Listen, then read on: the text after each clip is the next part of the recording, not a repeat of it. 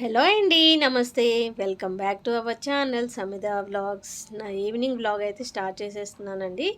పిల్లలు స్కూల్ నుంచి వచ్చేసి ఫ్రెష్ అప్ అయ్యి వాళ్ళు స్నాక్స్ తినేసి ట్యూషన్కి అయితే బయలుదేరి వెళ్ళిపోయాడు లడ్డు. ఇంకా సమిత మాత్రం ఇంట్లోనే ఉంది.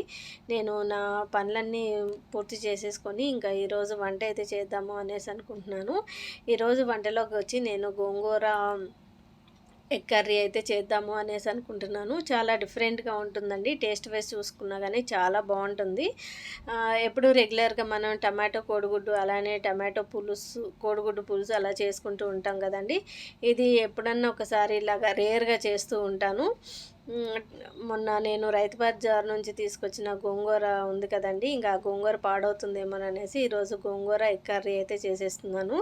దీనికోసం అయితే ముందుగా ఇక్కడ నేను ఎగ్స్ అయితే బాయిల్ చేసేసుకుంటున్నాను. ఎగ్స్ బాయిల్ చేసేటప్పుడు అయితే కొద్దిగా సాల్ట్ కానీ లేకపోతే కల్లుప్పు కానీ వేసేసుకోవాలి. నేను ఇక్కడైతే కల్లుప్పు వేసేస్తున్నాను. సాల్ట్ కన్నా కానీ కల్లుప్పు అయితే చాలా మంచిగా ఉంటుందండి. ఇక్కడ నేను ఒక కట్టన్నర గోంగూర అయితే తీసేసుకున్నాను. ఆ గోంగూర కొద్దిగా మనకి సాఫ్ట్గా అయ్యేంత వరకు కుక్ చేసేసుకోవాలి. ముందుగా ఇక్కడ నేను పచ్చిమిర్చి వేయటం మర్చిపోయాను కాబట్టి పచ్చిమిర్చి కూడా వేస్తున్నాను. గోంగూర అయితే బాగా పుల్లగా ఉందండి, అందుకోసం అనేసి ఇక్కడ నేను పచ్చిమిర్చి అయితే వేస్తున్నాను. గోంగూర పుల్లదనాన్ని బట్టి మిర్చి అన్నది యాడ్ చేసేసుకోవాలి. గోంగూర ఉడికే లోపు అయితే నాకు ఈ ఎగ్స్ కూడా బాయిల్ అయిపోయినాయి. ఎగ్స్ ఇలాగా పగిలేంత వరకు మనం కుక్ చేసేసుకుంటే సరిపోతుందన్నమాట. పైన మనకి పొట్టు ఫ్రీగా వచ్చేస్తుంది. అలానే మనకి ఎగ్ కూడా చాలా మంచిగా బాయిల్ అవుతుంది ఈ విధంగా కుక్ చేసుకున్నాము అనేసి. అంటే ఎగ్ మరీ అంత ఎక్కువగా బాయిల్ అయ్యింది అనేసి అంటే రబ్బర్ లాగా ఉంటుంది కదండి. కొద్దిగా ఎగ్ మనకి చిట్లే అంతవరకు బాయిల్ చేసేసుకుంటే అది పర్ఫెక్ట్గా కుక్ అయిపోయినట్టు. మనకి ఈ విధంగానే మనకు ఎగ్ అన్నది బాయిల్ అయింది లేదా అన్నది ఇలానే తెలిసిపోతుంది అనమాట. ఎప్పుడు ఎగ్ అన్నది ఓవర్గా బాయిల్ చేయకూడదు. లోపల మనకి ఆ జన ఉంటుంది కదండి, జన బ్లాక్ కలర్ వచ్చే అంతవరకు బాయిల్ చేస్తే అది ఓవర్గా కుక్ అయిపోయినట్టు అనమాట. ఇప్పుడు నేను పైన షెల్ మొత్తం తీసేసుకొని ఇలాగ ఘాట్లు అయితే పెట్టేసుకున్నాను. ఘాట్లు పెట్టుకున్నాము అనేసి అంటే మనం కర్రీ అన్నది లోపలికి కూడా వెళ్తూ బాగుంటుంది. లేదు అనేసి అంటే కొద్దిగా చప్పచప్పగా ఉంటుంది కదా, ఇంకా అవి అయితే పక్కన పెట్టేసుకున్నాను. ఈలోపు నాకు గోంగూర కూడా కుక్ అయిపోయిందండి. గోంగూరని పప్పుగుత్తితో కాకుండా ఇలాగ స్పూన్తో కూడా మనం సాఫ్ట్గా అయ్యేటట్టు చేసేసుకోవచ్చు. వేడిగా ఉన్నప్పుడే మనం ఇలాగా గంటితో తిప్పుతూ ఉన్నాము అనేసి అంటే అది సాఫ్ట్ అయిపోతుంది. అలా సాఫ్ట్ అయిపోయిన దాన్ని పక్కన పెట్టేసుకున్నాను. ఇప్పుడు కర్రీ ప్రిపేర్ చేయడం కోసం అయితే ఇక్కడ ఒక ప్యాన్ పెట్టేసుకున్నానండి. ప్యాన్ హీట్ అయిపోయిన తర్వాత ఆయిల్ అయితే వేసేసుకుంటున్నాను. ఇక్కడ నేను వచ్చేసి 3 గంటలు ఆయిల్ అయితే వేసుకున్నానండి. మనం ఆయిల్ది గరిటె ఉంటుంది కదండి, దాంతో అయితే వేసేసుకున్నాను. ఇక్కడ నేను వచ్చేసి సోంపు యాడ్ చేసేసుకున్నాను. అలానే ఘాటుగా ఉండాలి కదా అనేసి నేను మసాలాలు అయితే యాడ్ చేసేసుకుంటున్నాను. ఇక్కడ 3 ఇలాచీలు అయితే వేసుకున్నానండి. అలానే 3 లవంగాలు కూడా వేసేసుకున్నాను. 2 ఎండుమిర్చి కూడా వేసేసుకొని వీటిని ఫ్రై చేసేసుకుంటున్నాను. మనకి గోంగూర వేస్తున్నాం కాబట్టి పుల్లదనం ఉంటుంది కాబట్టి కొద్దిగా మసాలా అన్నది ఉండాలి, ఘాటుగా ఉండాలి అనేసి అనుకుంటే నేను ఇక్కడ మసాలాలు అన్నది యాడ్ చేసేసుకున్నాను. అలా వద్దు అనుకున్న వాళ్ళైతే ఈ మసాలా అన్నది స్కిప్ చేసేస్తే సరిపోతుంది.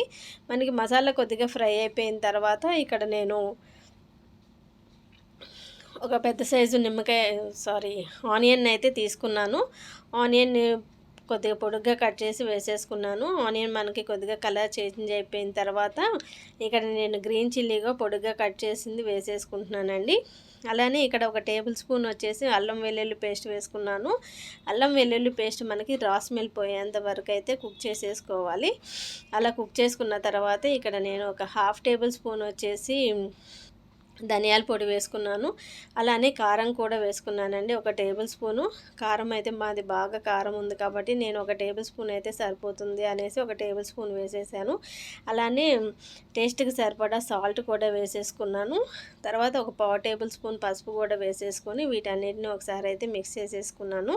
ఈ ప్రాసెస్ మొత్తం మనం సిమ్లో పెట్టేసుకొని చేసేసుకోవాలండి, లేకపోతే మనకి మాడిపోయే ఛాన్సెస్ ఉంటుంది. అలానే ఇక్కడ ఒక టేబుల్ స్పూన్ వచ్చేసి గరం మసాలా వేసాను. మీరు మసాలాలన్నీ వేసేవి చూసి వేసుకోండి. ఎందుకు అనేసి అంటే మనకి పుల్లదనాన్ని బట్టి మనం మసాలా అన్నది వేసుకుంటూ ఉంటేనే దానికి బాగుంటుంది. అలా ఎక్కువైనా తక్కువైనా కానీ ఇబ్బంది అవుతుంది కదా. నేను ఇక్కడ 2 టమాటాలు కూడా వేసేసాను. ఆల్రెడీ మనం గోంగూర వేస్తున్నాం కదా, టమాటా ఎందుకు అనేసి అనుకోవచ్చు. దేని ఫ్లేవర్ దానికే ఉంటుందండి.